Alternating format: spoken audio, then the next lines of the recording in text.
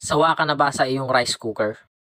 Baka ito ang hanap mo, ang isang multifunctional rice cooker ng Ocas.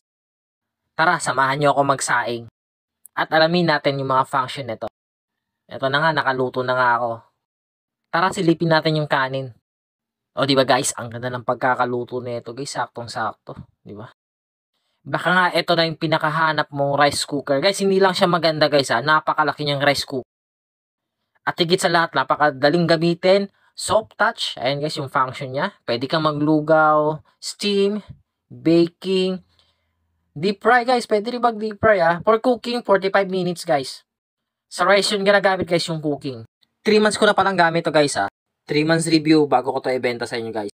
Baka ito na yung hinahanap mo guys, na isang multifunctional rice cooker na malaki.